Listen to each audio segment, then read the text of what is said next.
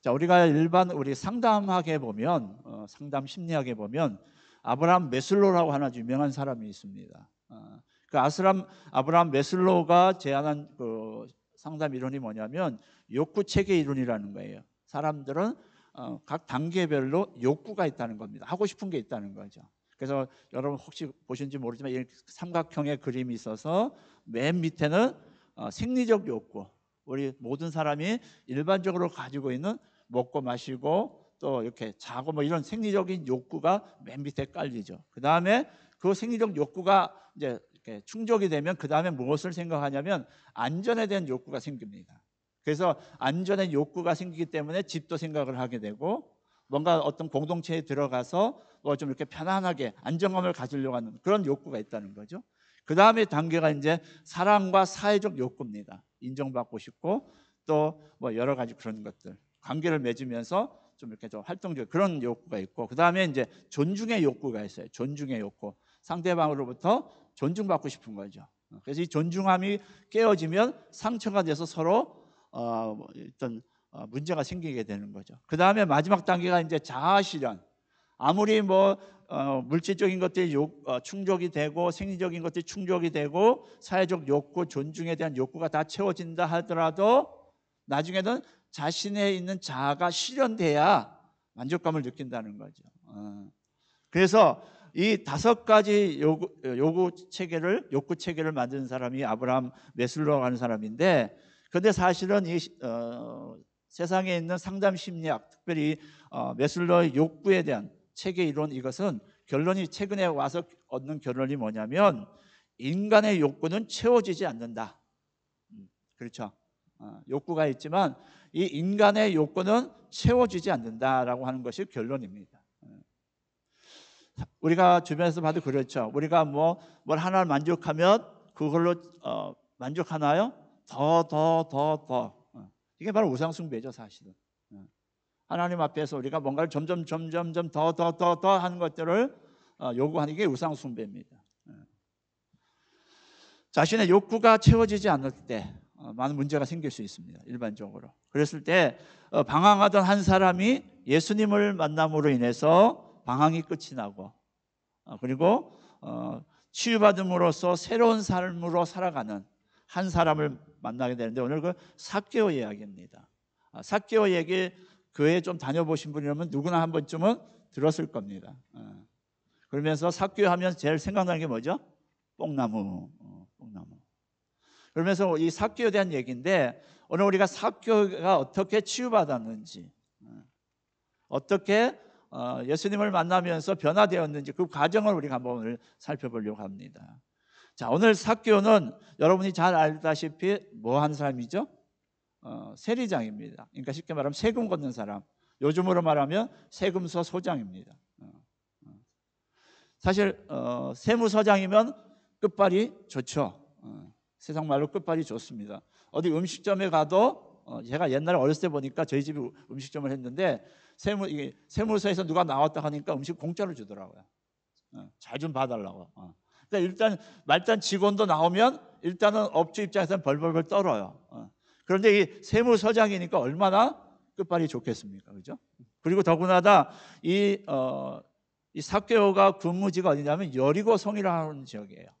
여리고성은 여러분이 나중에 이스라엘 지도를 보면 아시겠지만 이스라엘 국토 중에서 가장 해안에 접근해 있고 그래서 무역이 가장 왕성한 지역이었던 곳이 바로 이 여리고라고 하는 지역입니다.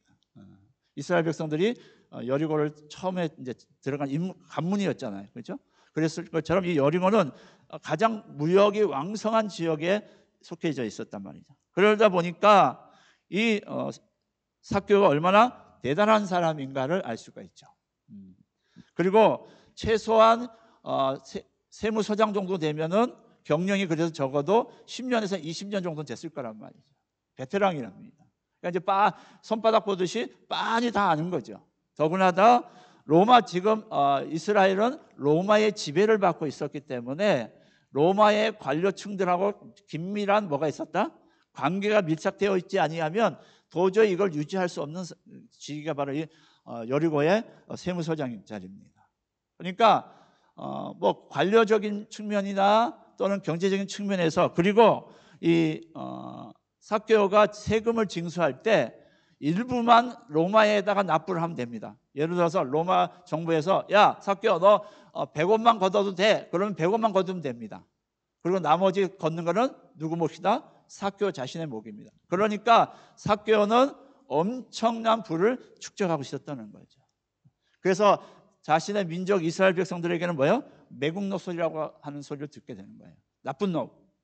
그러니까 자기 백성들을 착취해서 자기 주머니에다 채워넣었던 사람이 바로 이 삭개오라고 하는 사람입니다. 그런데 이 부자였고 권력도 있고 살 만큼 살 수 있었던 이 삭개오는 만족하지 못하는 그 무언가가 있었다는 거죠. 그것은 뭐예요? 사람들에게 대접을 못 받는 겁니다.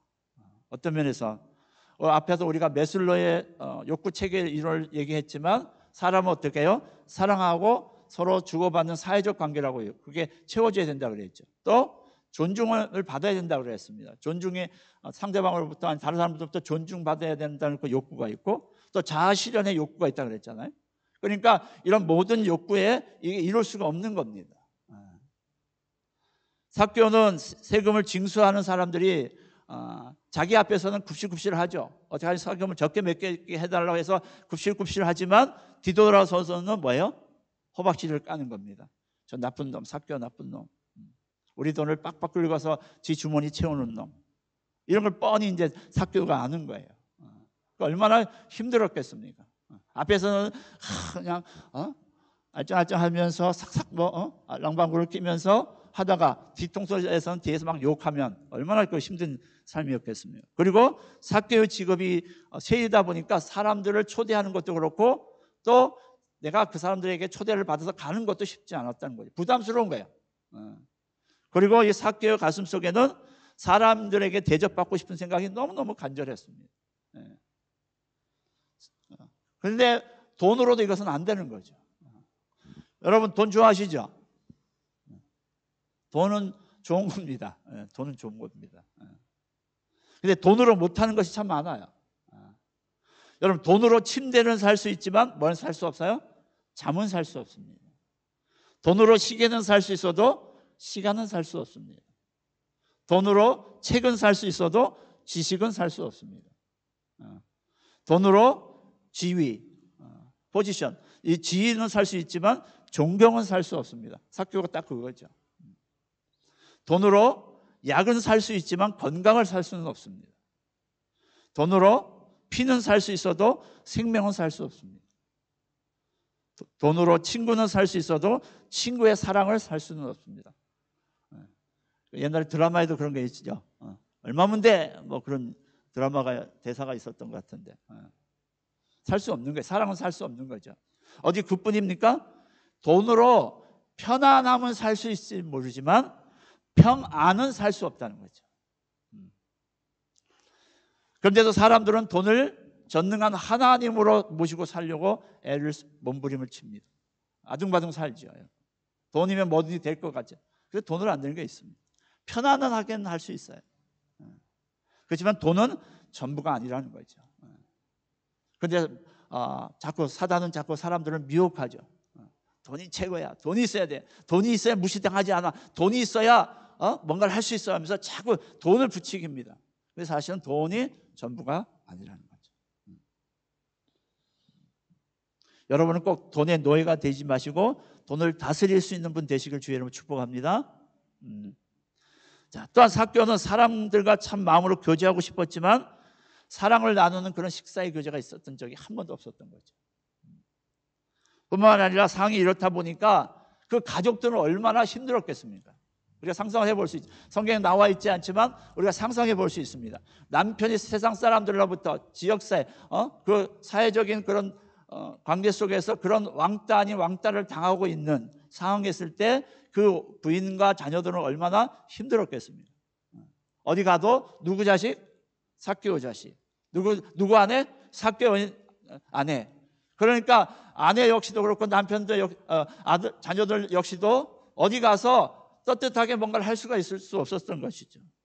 그러니까 아마도 생각해 볼 때 아내 역시도 어떤 사회적인 모임, 뭐 여자들끼리 모임도 있을 수 있잖아요. 그런 모임에도 나가지도 못했을 거고, 뭐 볼일을 보려 가려도 눈치가 보여서 따가운 눈총 때문에 직장 어떤 사회생활을 제대로 못했을 거란 말이에요. 자녀들도 마찬가지고요.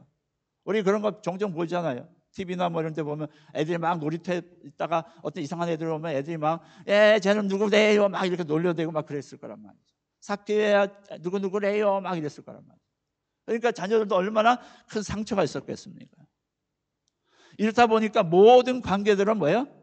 그리고 그런 관계 속에서 가족들이 식탁에 모여 앉았을 때 그 분위기가 어떻겠습니까? 침울했겠죠.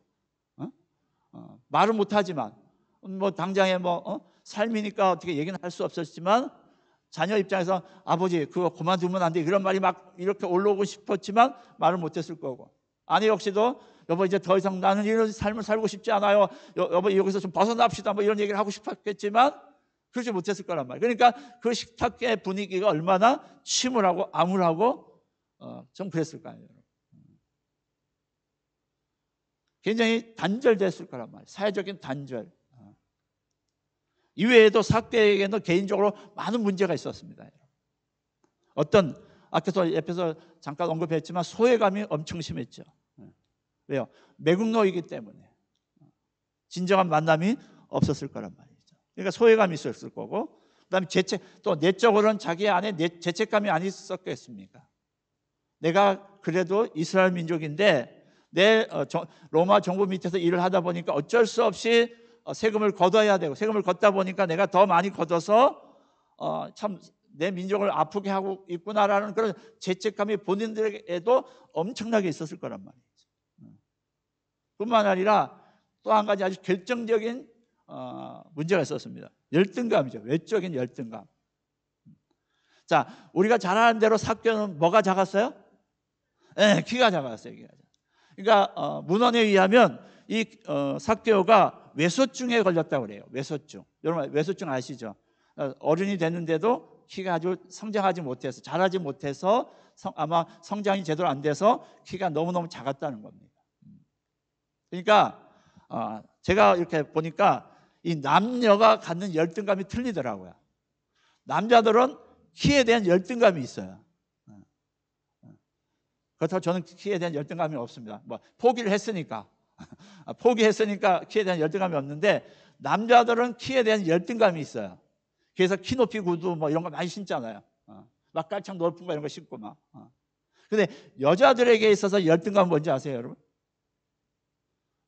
몸무게.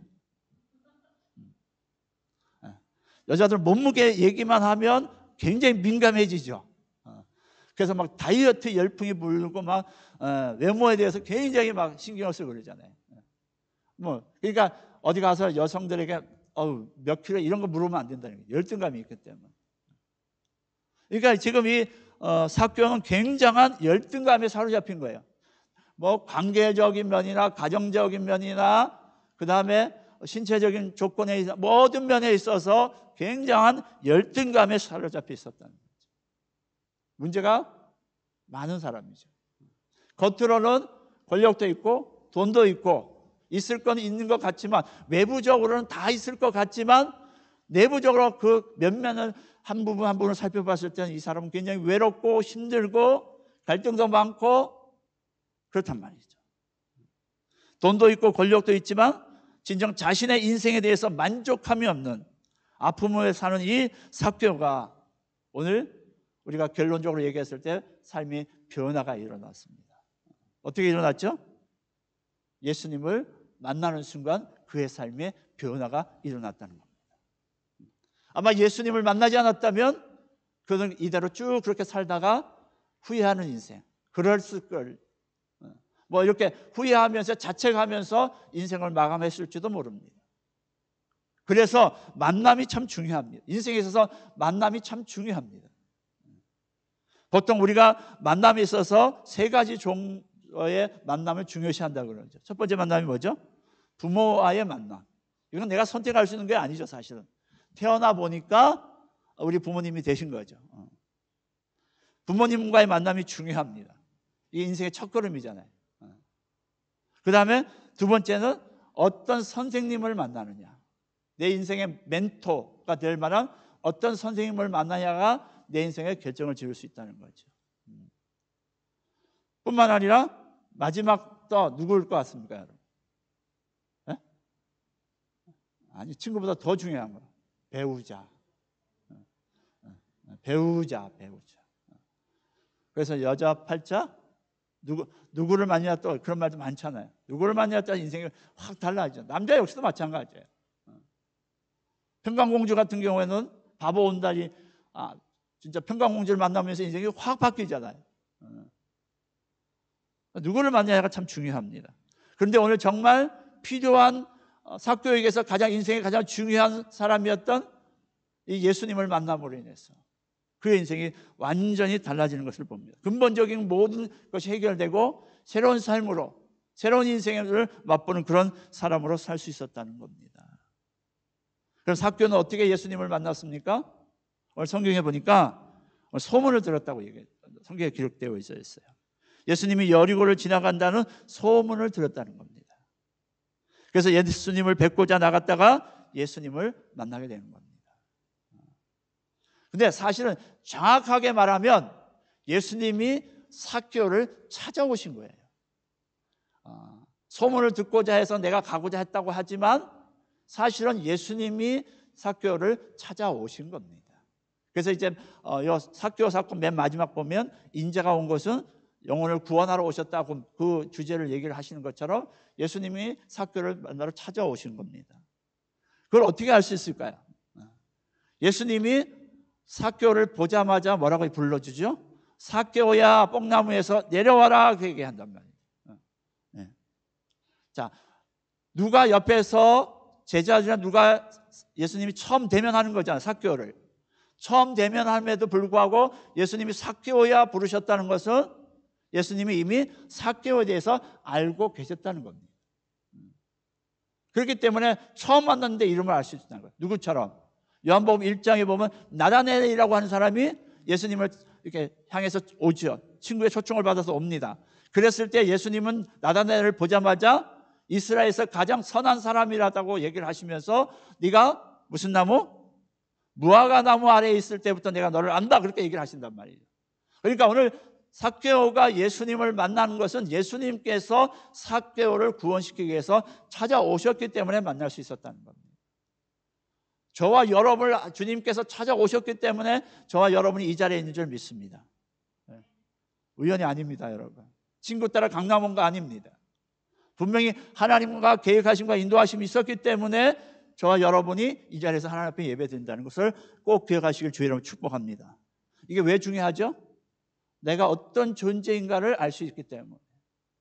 나는 내 인생 막 사는 인생이 아니라 하나님께서 택하고 부르셔서 이곳에 있게 하셨다는 그런 하나님의 부르심에 대한 확증을 가지고 사는 거하고 그런 게 없이 사는 거하고는 하늘과 땅 차이기 때문에 그렇습니다. 나는 그냥 어떻게 해서 부모님이 하룻밤 어떻게 해서 내가 태어난 게 아니라 하나님의 특별한 계획하심과 계획과 하나님의 경륜 속에서 나를 이 땅에 있게 하셨다는 것, 놀라운 사실이죠, 사실. 오늘 이 삭개오에게 찾아오셨던 예수님도 바로 그래서 예수님에게 찾아온 겁니다. 그러면서 삭개오야 이렇게 얘기하신다. 여러분, 삭개오라고 하는 이름은 뭐죠? 순수한 자 이런. 그런데 삭개오가 사실은 자신의 이름에 다르게 남을 착취하고 다른 사람에게 빌붙어서 이익을 취하고 이런 사람이었어요. 순수함과는 전혀 상관없이 살았던 사람이 바로 이 삭개오입니다. 보통 부모들이 이름을 지어줄 때 그 이름대로 살아라 하고 이름을 지어주는 거잖아요.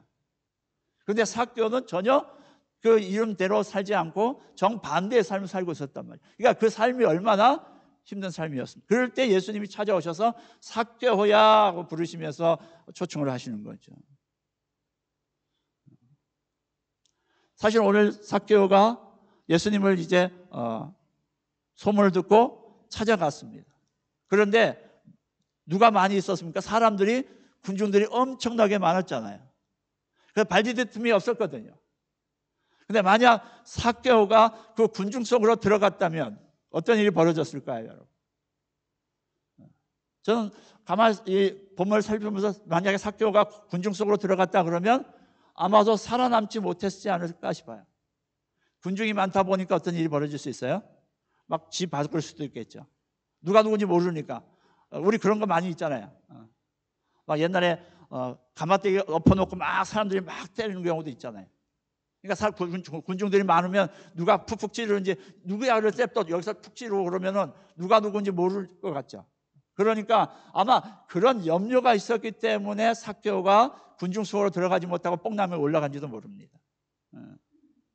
그랬을 때 그런 여러 가지 두려움과 염려 속에서 삭개오가 뽕나무에 갔을 때 예수님이 뭐라고요? 딱 지명해서 삭개오야 뽕나무에서 내려와라. 그러시면서 이제 삭개오를 초청하는 것을 봅니다. 또 한 가지, 삭개오에게는 뭐가 있었습니까? 어떻게 예수님을 만나죠? 호기심이 있었습니다. 호기심. 어떤 호기심?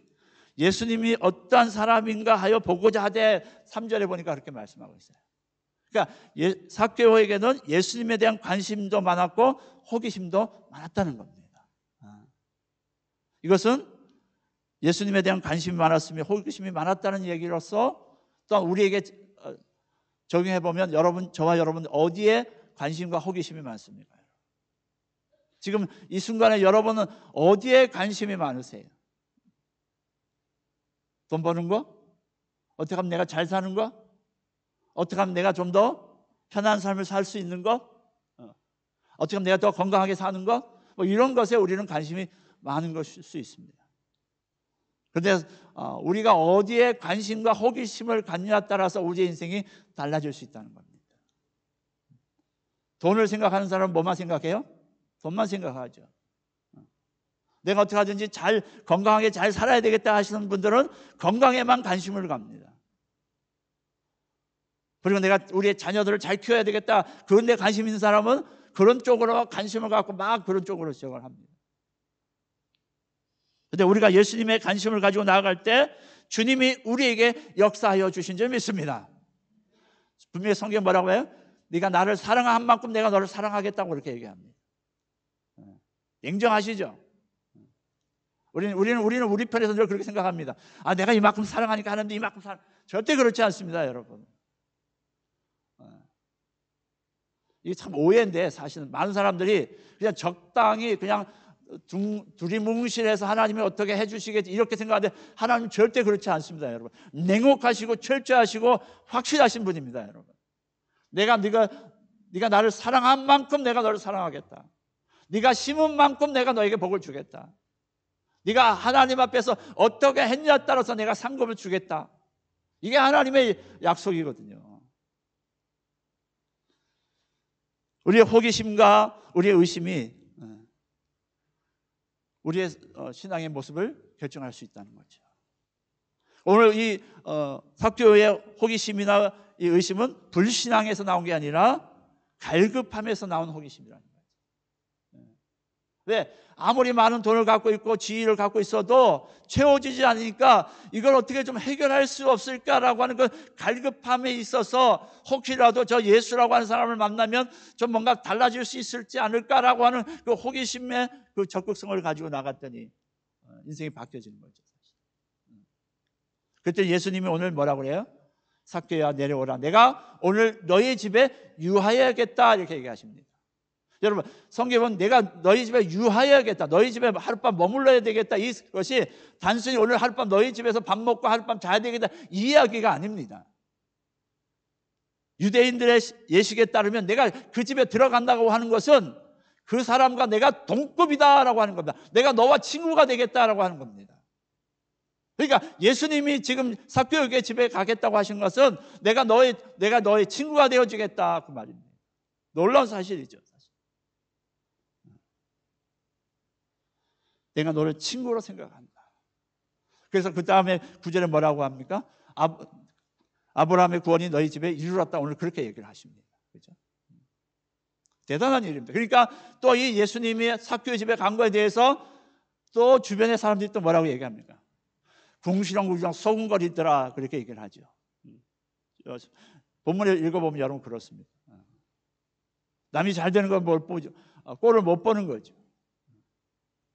어떻게 삭개오 같은 저런 매국노 집에 예수님이 들어갈 수 있어 하면서 바리새인들이 막 이제 씹으려고 그러는 거죠. 사실.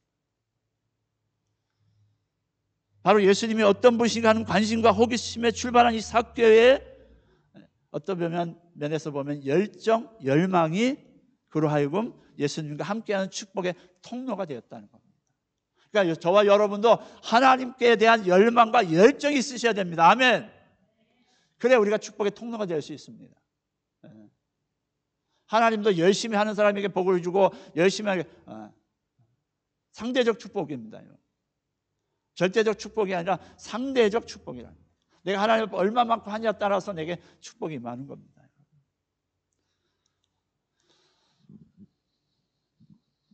그런데 이제 이 삭개오가 우리가 잘 아는 대로 뽕나무에 올라갑니다. 왜 하필 뽕나무에 올라갔을까요, 여러분? 뽕나무밖에 없었을까요? 그냥 뽕나무에 올라가지 않고 그냥 예수님을 만나면 안 됩니까? 뽕나무로 올라갔다는 건 그만큼 뭐 했다는 거예요? 갈급했다는 거예요. 지금 신체적인 뭐가 있어요? 외소증이 있어서 사람들하고 같이 있었다가 예수님을 볼 수도 없을 뿐만 아니라 괜히 군중에 들어갔다가 맞아 죽을 수도 있고, 그러니까 제일 좋은 방법은 뭐다? 뽕나무를 이용해서 보니까 옆에 뽕나무가 있으니까 올라간 겁니다. 갈급하니까. 우리가 갈급하면 모두 잡아요? 지푸라기도 잡는 심정으로 이 삭개오가 올라간 겁니다. 뽕나무에 올라간 겁니다. 돈도 있었고 생활도 넉넉했음에도 불구하고 어려움이 없지만 마음이 너무 갈급하다 보니까 그래서 체면무를 쓰고 뽕나무로 올라간 겁니다. 삭개오가 세무서 서장인가 온 여리고 지방의 사람들 다 압니다. 근데 삭개오가 뽕나무에 올라가 보십시오. 얼마나 세상적인 말로 뭐하요? 쪽팔리잖아요. 그죠? 그럼에도 불구하고 자신의 그 모든 체면들 다 내려놓고 자신이 워낙 급하니까, 갈급하니까 그가 뽕나무에 올라가는 겁니다. 체면 몰수하고. 여러분, 우리가 정말 갈급하다면 우리가 정말 모든 것 다 내려놓을 수 있는 그런 마음이 생길 수밖에 없는 거죠, 사실. 우리에게 아직도 뭐가 걸리고 뭐가 자꾸 예배 오는 데서 방해를 받고 뭐 하는데 자꾸 뭐가 하다 그러면 아직도 여러분은 여유가 있다는 것이죠. 갈급하면 정말 내가 정말 기도하지 않으면 죽겠다 싶으면 정말 물불을 안 가리고 예배 시간에도 오겠죠. 피곤을 무릅쓰고도 오겠죠. 근데 내 마음속에 한편에는 뭐가요? 여유가 있으니까 내가 기도 예배도 잘 안 오고 기도 시간에도 잘 안 오는 거예요, 사실.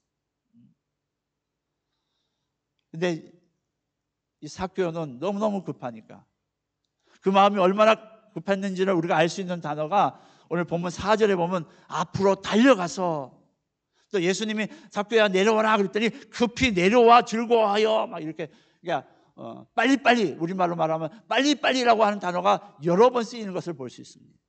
그 마음이 얼마나 급하면, 얼마나 빨리빨리 뭔가가 자신에게 해결되기를 원했으면, 그런 마음들이 갈급했으면 이 삭개오가 그렇게 했겠냐 말이죠. 그래서 이런 단어들을 봤을 때 삭개오의 심정을 우리는 알 수 있다는 것. 그러니까 신앙도 뭐예요? 열정이 있는 사람, 열망이 있는 사람이 성공적인 신앙생활을 할 수 있는 겁니다. 그럼 예수님을 만난 삭개오 어떻게 치유됐습니까? 오늘 두 가지 측면에서 치유가 됐죠. 첫 번째는 생각이 치유되고 행동이 치유가 됩니다. 예수님을 만났더니 자신의 그 치유가 일어나기 시작합니다. 본인 자기 스스로 외부에서의 치료가 아니라 자신의 내면에서의 치료가 일어나기 시작한 거죠. 그러니까 우리의 모든 시작은 바로 우리 내면의 변화의 시작인 겁니다. 다른 사람 원망하고 환경 원망하고 그럴 필요 없는 거죠. 바로 내 자신이 변화하기 시작하면 되는 거죠. 오늘 먼저 생각이 치유되면서 이 삭개오의 마음 가운데 이웃의 관계의 치유가 일어나기 시작합니다. 누가복음 19장 8절에 보니까 구체적으로 이웃과의 관계가 치유되어졌는데 그가 양심 선언을 합니다. 그래서 이웃과의 관계가 회복되어지는 것을 볼 수 있습니다. 생각이 바뀌기 시작하니까. 사람은 생각이 굉장히 중요합니다. 생각이 바뀔 때 행동도 바뀌게 되어 있죠. 생각이 바뀌지 않으면 행동도 바뀌지 않습니다. 예수님의 관계가 회복되고 나니까 자동적으로 생각이 치유되니까 이웃과의 관계도 치유가 되기 시작합니다. 마음이 열리기 시작하는 거죠. 전에는 정말 보이지 않던 이웃이 예수님과의 관계 속에서 자신의 관계가 예수님과의 만남을 통해서 관계가 치유되고 나니까 어떻게 해요? 이웃도 보이더라 그 말입니다. 그러니까 신앙생활 잘하는 게 뭐예요? 하나님과의 관계가 좋으면 이웃과의 관계도 반드시 좋아야 됩니다. 어느 한쪽으로 치우쳐도 안 됩니다. 다른 사람과의 관계, 교회 안에서의 서로 관계가 안 좋다, 이것도 여러분 정말 하나님 앞에서 어떻게 하든지 해결 받으셔야 돼요. 그건 불완전한 하나님 앞의 관계입니다. 하나님과의 관계와 사람과의 관계가 같은, 이게 바로 십자가 아닙니까? 근데 우리는 보통 하나님 앞에는 잘 보려고 하는데 사람들과의 관계는 별로 그렇게 중요하게 안 생각하는 경우도 있어요. 또 어떤 사람들은 사람과의 관계는 중요하게 생각하는데 하나님과의 관계는 별로 그렇게 중요하지 않게 하는 분들 계십니다. 그러나 우리가 중요한 것은 하나님과의 관계도 중요하고 이웃과의 관계도 동일하게 똑같이 50대 50으로 똑같이 관계가 중요하다 그 말씀입니다. 생각이 바뀌어야 돼요. 삭개오가 이 생각이 치유가 됩니다. 뿐만 아니라 생각과 바뀌어서 생각이 치유되니까 뭐가요? 행동, 사회생활의 치유가 일어나기 시작하는 겁니다. 어떤 행동으로? 본문 8절에 보니까 네 것을 토색한 일이 있으면 4배나 갚겠다고 이야기를 합니다. 우리는 어쩌다 한번 4배 돈 많으니까 갚을 수 있겠네 이렇게 생각하지만 이 4배라고 하는 이유가 뭐냐면 여러분 원래 유대법에서는 배상법, 레이기나 이런 데 보면 배상법에 의하면 20%만 더 얹어서 갚아주면, 원금에서 20%만 더 얹어서 갚아주면 됩니다. 이게 유대의 배상법이에요. 그런데 지금 이 삭개오가 몇 배? 4배나 갚아겠다는 겁니다. 놀라운 거죠, 사실. 놀라운 변화입니다, 사실. 돈은 뭐보다 진하다? 피보다 진하다 그러잖아요. 돈은 누구보다도 값지게 여기시는 겁니다. 자기 피같이 여기는 게 돈이잖아요. 그런데 이 삭개오가 4배를 갚겠다고 하는 것은 놀라운 진짜 변화입니다. 120%만 갚으면 돼요. 원래 자기가 뺏은 것에, 세금 물린 것에 120%만 갚으면 되는데 4배나 갚아야겠다는 겁니다. 놀라운 변화죠. 여러분 우리가 아무리 변화된다 해도 4배 갚을 수 있습니까 여러분? 남한테 빌려 어떻게 해서 내가 했다고 우리 보통 어떤 생각을 하죠? 뭐 원래 성경대로 했으니까 120%만 갚으면 되겠지라고 생각하는 게 보편적인 우리의 생각이지 4배를 갚겠다고 하는 사람은 별로 그렇게 많지 않습니다. 그런데 오늘 삭개오는 4배를 갚겠다는 거예요. 4배를.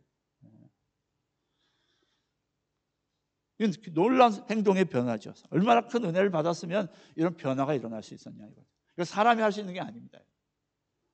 성령께서 오셔서 삭개오의 마음을 움직이시니까 4배도 아깝지 않다는 거죠. 자신의 그 힘들었던 것들을 이제 예수님을 만남을 통해서 해결 안 받고 변화되기 시작하니까 이 4배 그거 별로 중요하지 않더라는 거죠.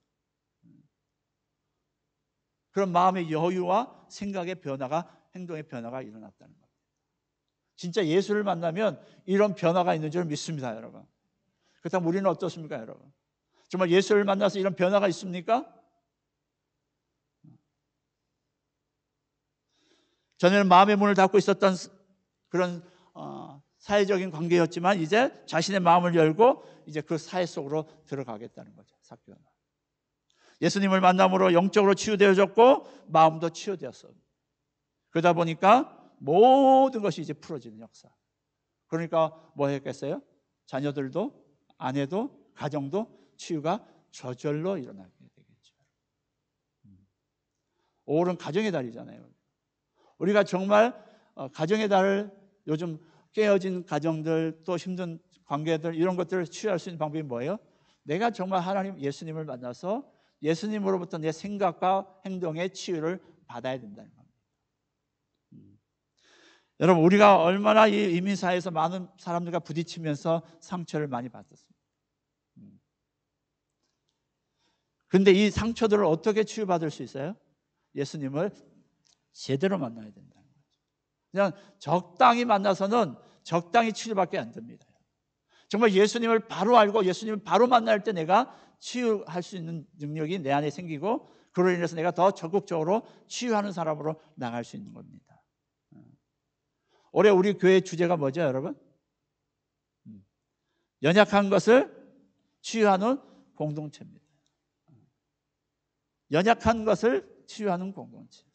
연약한 우리 가정, 연약한 우리 직장, 연약한 우리 내가 만나는 사람들과의 관계 속에서 사람들을 치유해 가는 것, 이게 우리의 올해 한 해 목표입니다. 또 우리 가정교회 모토이기도 하죠.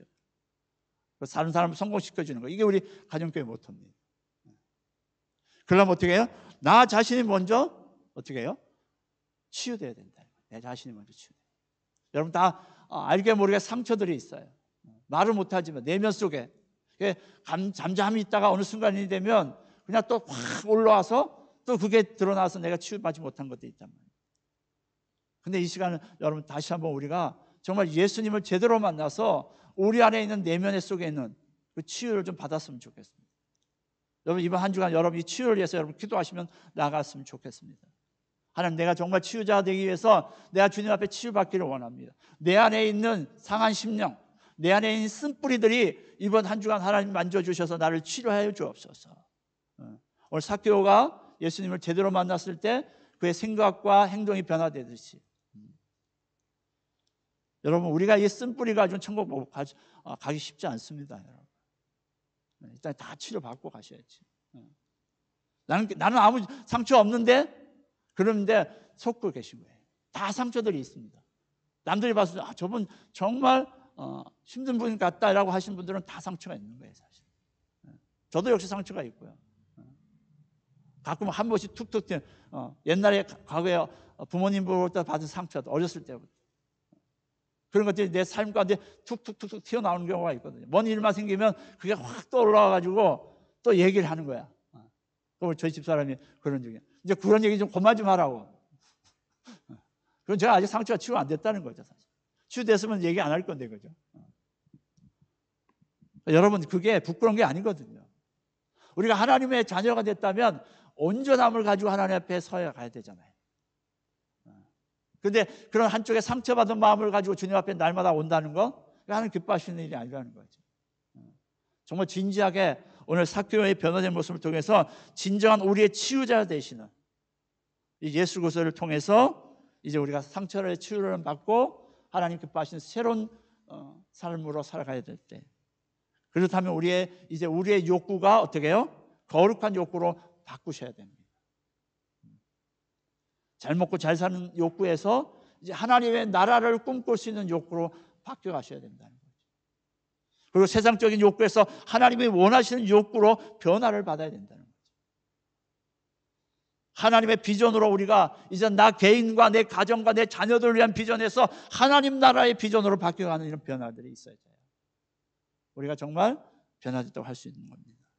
삭개오가 받은 치유는 오늘 우리를 향해서 치유해 주시기 위해서 다가오시는 하나님의 놀라우심을 보여주시는 하나의 모델일 뿐입니다. 누구든지 예수를 제대로만 만나면 다 변화될 수 있다.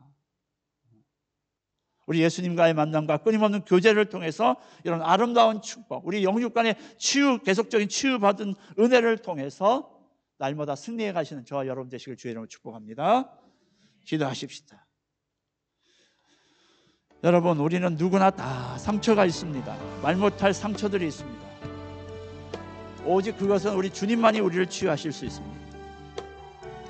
오늘 이 시간 한번 주님, 이번 한 주간 그 주님의 치료를 기대합니다. 이제 내 그 묶여있는 것에서부터, 내 안에 잠재되어 있는 그 상처로부터 이제 예수의 이름으로 떠나보내기를 원합니다. 오히려 우리가 이 상처받은 거, 또 내 안에 있는 쓴뿌리들을 제거하는 거 쉽습니다.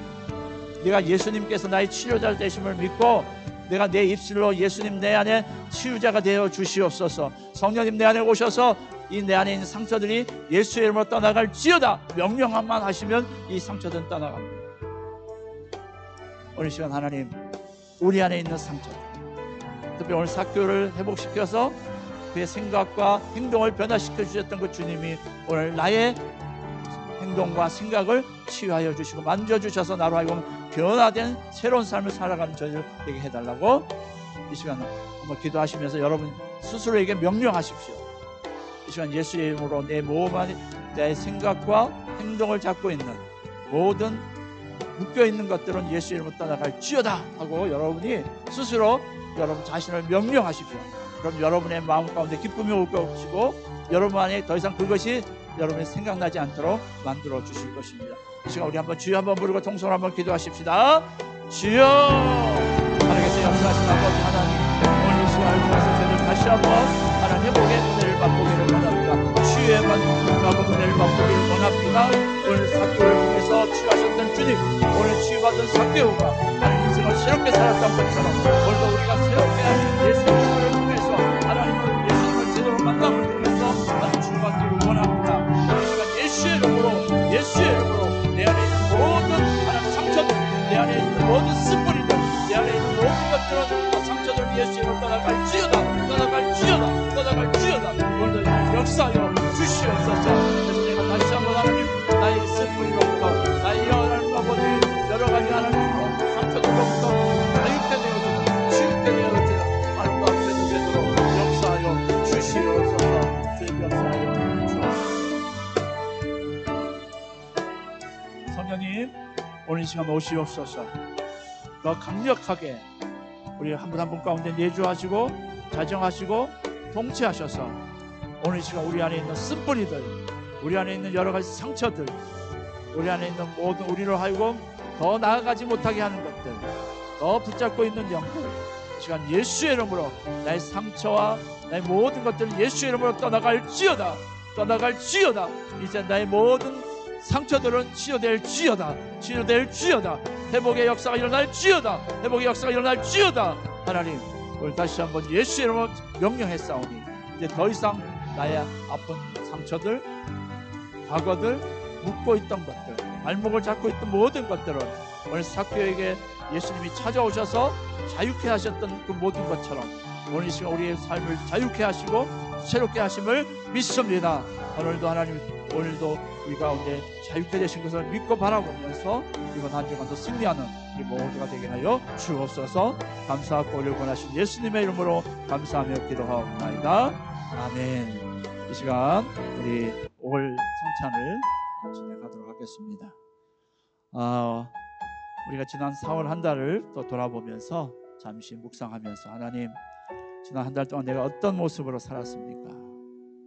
정말 주님, 오늘 다시 한번 내가 하나님의 자녀로서 이 자리에 서기 합당한 삶을 살고 있었는지, 성찬에 합당한 마음과 몸으로 임할 수 있는지 되돌아보면서 혹시라도 내가 이 성찬을 받기에 말씀이 있는 대로 죄를 품고 성찬에 참여하는 것은 죄를 짓는 거라고 했습니다. 그렇기 때문에 우리가 성찬에 임할 때는 반드시 죄를 회개하고 우리의 잘못됨을 청산하고 그리고 성찬에 임하는 것이 큰 은혜가 됩니다. 주님, 먼저 우리 자신들 돌아보고 지난 한 달을 어떻게 살아왔는지, 혹시라도 하나님 우리가 성찬을 받기에 부적정하다면 다시 한번 주님 용서하여 주시고 온전하게 이 성찬에 참여할 수 있도록 도와달라고 우리 한번 회개하면서 이 성찬에 임하도록 하겠습니다. 기도하겠습니다. 묵상으로 기도하겠습니다.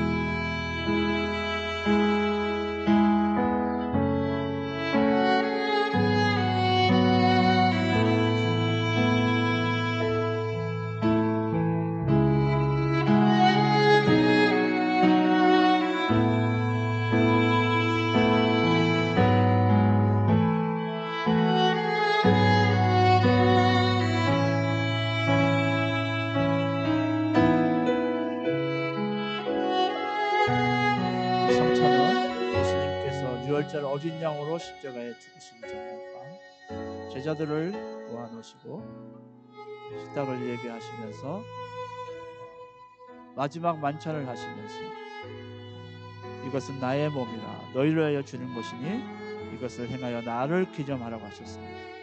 주님 오시는 그날까지 우리가 이 기념을 통해서 주님을 기념하면서 내가 하나님의 자녀됨을, 내가 주님의 제자됨을 다시 한번 고백하고 또 식후에 잔을 가지다 숙사하신 후에 제자들 주시며 가라사대 이 잔은 나의 피로 세운 새 언약이다 이렇게 말씀하시면서 제 피를 흘리심에 대한 말씀들을 하시면서 이것을 마실 때마다 나를 기념하라고 하셨습니다.